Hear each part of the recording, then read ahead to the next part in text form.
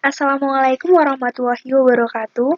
Selamat siang semuanya, salam sejahtera untuk kita semua. Perkenalkan, nama saya Atina Alfa, mahasiswa S1 Departemen Teknik Geologi dengan nomor induk mahasiswa 21100119130 dari Universitas Diponegoro. Dalam kesempatan ini, saya ingin menjelaskan mengenai salah satu materi yang terdapat dalam mata kuliah makropaleontologi, yaitu ichnofosil. Nah, selanjutnya, apa sih yang dimaksud dengan ichnofosil?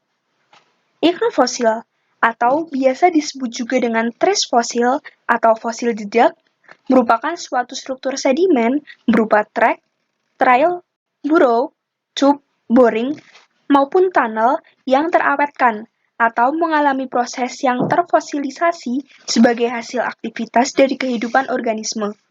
Ilmu yang mempelajari tingkah laku organisme yang telah punah dari jejak-jejaknya disebut dengan ichnologi.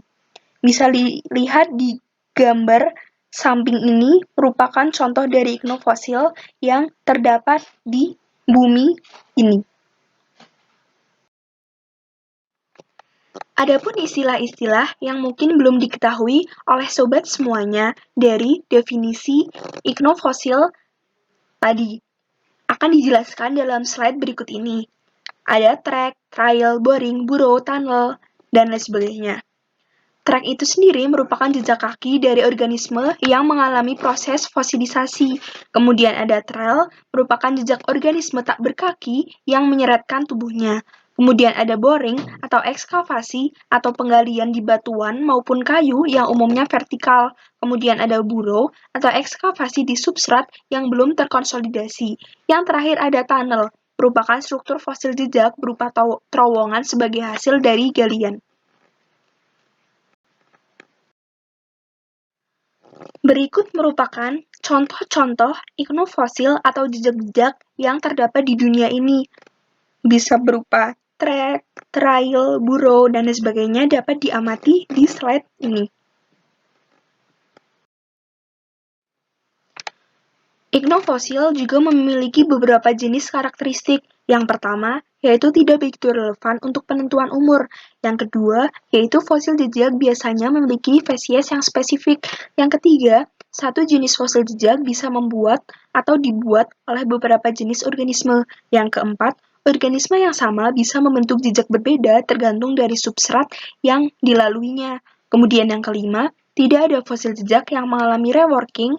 Yang keenam, ichnofosil mengindikasikan adanya suatu tingkah laku atau kebiasaan dari organisme tersebut. Dan yang terakhir, fosil jejak dipengaruhi oleh kondisi lingkungan, baik itu tingkat sedimentasi, substrat yang ada, salinitas, keberadaan oksigen, turbiditas, cahaya, temperatur, dan energi atau arus gelombang yang dihasilkan atau terdapat di daerah tersebut. Klasifikasi ichnofosil berdasarkan tingkah laku atau behavior dari ichnofosil terbagi atas beberapa jenis. Yang pertama ada Reptichnia atau crawling, Cubichnia atau resting, Fugichnia atau escaping, Domichnia atau dwelling, Fodichnia atau feeding, Agrichnia atau farming, dan Pascachnia atau grazing. Dari masing-masing tingkah laku tersebut memiliki keterangan-keterangan, yaitu yang pertama, Domichnia merupakan jejak tempat tinggal dari suatu organisme. Kemudian ada Reptichnia merupakan jejak yang dibentuk oleh pergerakan organisme termasuk berlari, merayap, berjalan, dan lain sebagainya. Kemudian ada Cubichnia merupakan jejak yang dibentuk pada saat organisme itu istirahat selama beberapa waktu. Kemudian ada Fodichnia, yaitu jejak yang terbentuk pada infaunal deposit feeders yang merupakan kombinasi tempat tinggal sementara dengan pencarian makanan. Kemudian ada Pascachnia merupakan jejak yang terbentuk dari kombinasi antara mencari makan dan berpindah tempat.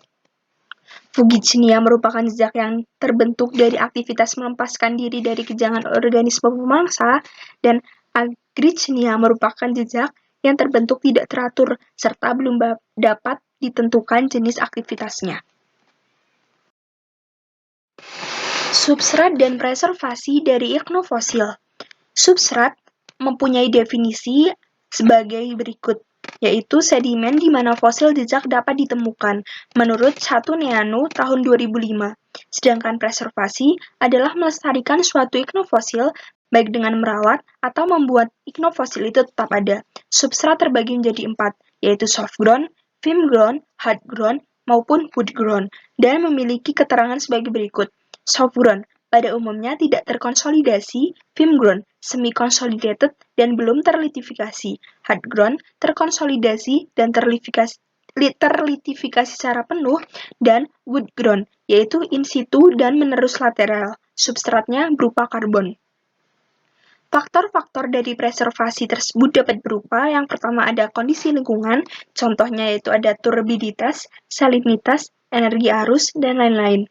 Kemudian ada substrat, sedangkan yang terakhir yaitu ada jenis organisme.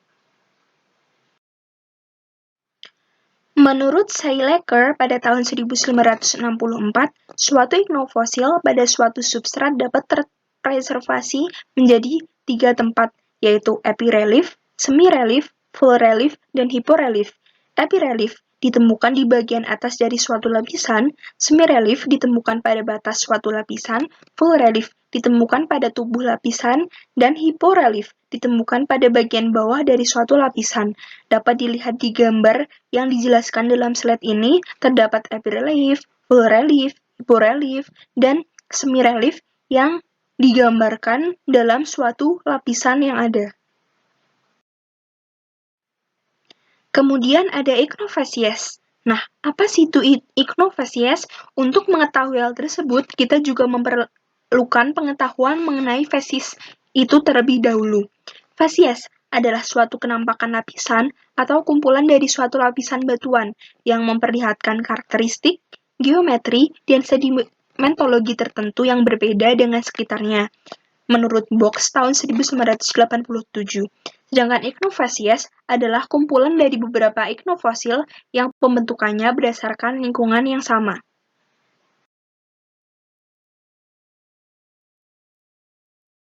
Macam-macam dari iknofasies tadi dapat digambarkan dalam slide berikut ini. Yang pertama ada Tripanites iknofasies, kemudian ada Pteridolites iknofasies, kemudian ada Glossifungites iknofasies, ada Scolytos iknofasies, ada Psilonicus iknofasies, ada Nereites iknofasies, kemudian ada Zoophytos iknofasies, ada Cruziana iknofasies, dan Schoena iknofasies. Iknofasies tersebut memiliki pengertian atau keterangan sebagai berikut. Schoena iknofasies terbentuk pada lingkungan darat maupun air tawar. Kemudian ada Scolytus iknofasies terbentuk pada daerah intertidal dengan substrat berupa batu pasir dengan fluktuasi air yang tinggi.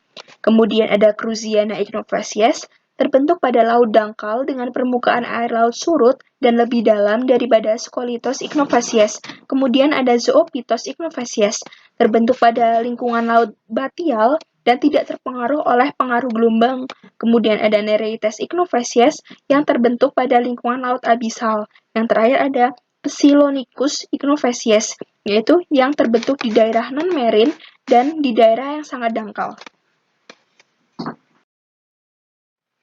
Berikut merupakan skema hubungan substrat dan distribusi iknofasies after Pemberton et al. 2004 in Machian-Chern et al. 2007. Terdapat beberapa jenis, yaitu ada subground, softground, nosground, shiftground, firmground, hardground, hingga woodground, yang di bawahnya terdapat klasifikasi dari iknofasies tersendiri, yaitu ada Nereites sampai Pteridolites. Nah, fungsi dari mempelajari dari iknofosil itu sendiri, yang pertama yaitu untuk mengetahui korelasi dari stratigrafi. Yang kedua yaitu dapat menginterpretasikan lingkungan pengendapan suatu organisme. Yang ketiga yaitu dapat menginterpretasikan batimetri. Yang keempat yaitu interpretasi dari suatu paleoekologi. Sampai juga di slide terakhir. Terima kasih untuk semua teman-teman yang telah menyaksikan video ini, dan saya berharap dapat memberikan ilmu lebih dan pengetahuan sehingga dapat dibagikan ke orang lain juga. Kemudian, terima kasih untuk pihak-pihak yang terkait untuk asisten praktikum makropaleontologi dan untuk Bapak Ibu dosen yang telah menjelaskan mengenai makropaleontologi itu sendiri. Sekian dari saya, apabila ada kurang lebihnya saya mohon maaf. Sekali lagi terima kasih dan sampai jumpa.